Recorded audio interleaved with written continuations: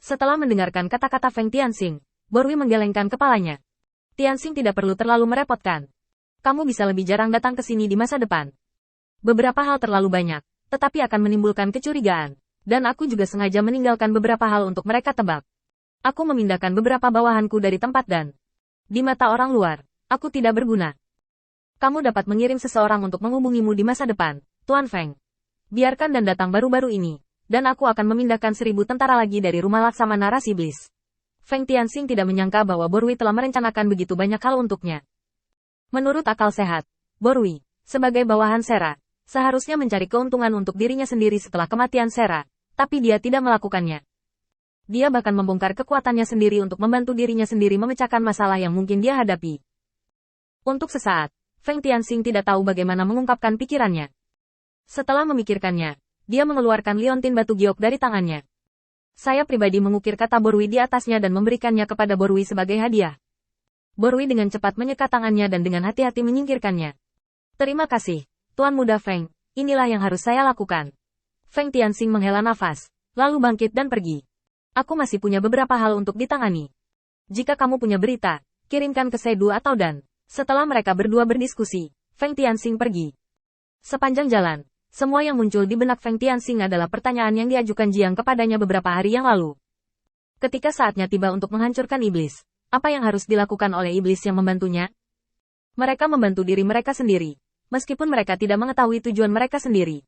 Tetapi mereka tetap memberikan banyak kontribusi untuk seluruh masalah kebangkitan umat manusia. Apakah Anda akan membunuh pahlawan? Tapi menjaga mereka pasti akan meninggalkan iblis di dunia ini. Setan telah melakukan begitu banyak hal yang menyakiti dunia, dan kehancuran umat manusia juga merupakan preseden bagi setan. Untuk sesaat, Feng Tianxing tidak tahu bagaimana menghadapinya, dan pikirannya penuh dengan keraguan. Tiba-tiba, dia berhenti. Garis pandang menyapu, dan tidak ada petunjuk. Apa aku salah dengar? Feng Tianxing berpikir sejenak, lalu melanjutkan perjalanannya. Melihat Feng Tianxing telah pergi, kedua iblis itu dengan hati-hati mendiskusikan transmisi suara. Sangat sulit untuk melakukan Feng Tianxing ini. Aku terlalu waspada. Kita hanya 300 langkah lebih dekat. Dengan bakat garis keturunan kita, kita seharusnya tidak ketahuan. Lupakan saja. Mari kita hentikan masalah ini di sini. Kembali dan laporkan beritanya terlebih dahulu.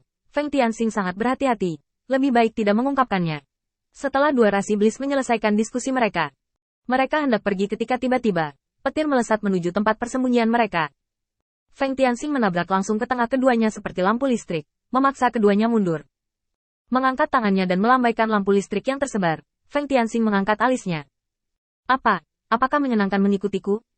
Ketika kedua iblis itu melihat ada sesuatu yang salah, mereka melarikan diri ke dua arah yang sangat berbeda dalam sekejap, dan Feng Tianxing langsung bergerak, seperti lampu listrik, langsung membunuh iblis yang lebih tinggi.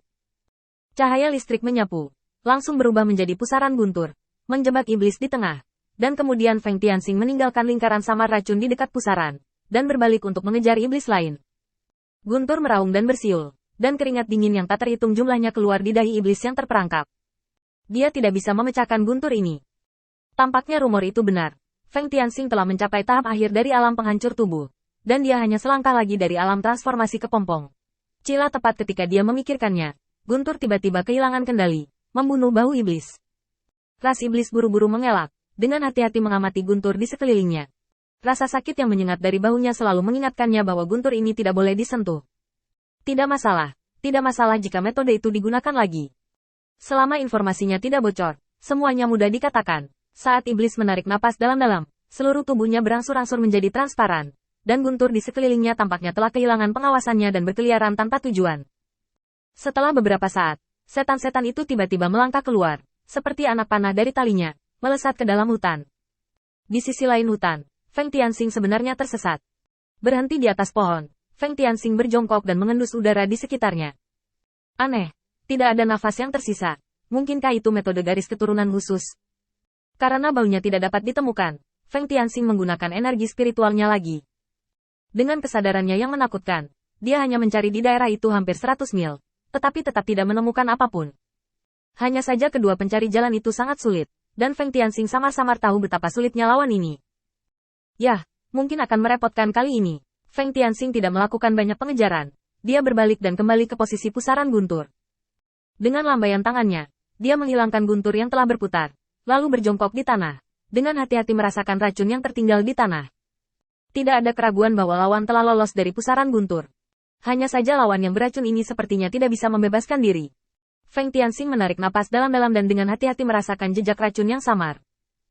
Tidak ada level dari 12 garis keturunan kuno dari ras iblis. Itu harus menjadi garis keturunan dari ikan lain-lain. Tapi hal ini cukup mengejutkan. Feng Tianxing mengikutinya sampai ke lapangan terpencil. Feng Tianxing melihat bahwa iblis yang masih bertarung dengannya beberapa saat yang lalu kini telah berubah menjadi dua mayat gelap dan jatuh di bawah kerikil. Jika bukan karena racun pada tubuh gelap, Feng Tianxing tidak akan berani begitu yakin bahwa setan yang bisa memainkan peran besar dalam situasi tertentu baru saja dibunuh oleh tuannya. Feng Tianxing sudah memiliki beberapa tebakan di dalam hatinya untuk dapat melakukan hal yang menjengkelkan seperti itu. Hurley. Meskipun Feng Tianxing yakin bahwa dia telah membunuh Hurley dan memastikan kematiannya. Tapi pasti ada pengecualian. Setelah bertarung dengan Hurley untuk waktu yang lama, saya melihat bahwa dia telah menggunakan bakat garis keturunan iblis lain. Tetapi hanya ada satu hal yang tidak dapat dikonfirmasi oleh Feng Tianxing. Dan itulah bakat garis keturunan Hurley. Selain itu, ketika bawahan Hurley dikepung, pasti ada setan di luar, dan mereka tidak terjebak. Jika setan-setan ini ingin berkumpul bersama lagi untuk melakukan sesuatu, hampir tak terelakkan bagi mereka untuk menjadi sasaran. Feng Tianxing menggelengkan kepalanya tak berdaya. Sangat merepotkan, jika dia bisa meramalkan hal-hal ini sebelumnya. Feng Tianxing pasti akan menggunakan semua pembelajaran hidupnya, sesuai dengan tingkat penghancuran mayat dan jejak Lin Bai, untuk memberi Hurley baptisan yang dalam, dan biarkan dia tahu apa artinya mati. Sama sekali. Sekarang Feng Tianxing memiliki beberapa petunjuk, langkah selanjutnya adalah proses verifikasi. Hurley, atau bawahan Hurley, tidak terlalu penting. Aku hanya butuh pertempuran untuk membela diriku sendiri.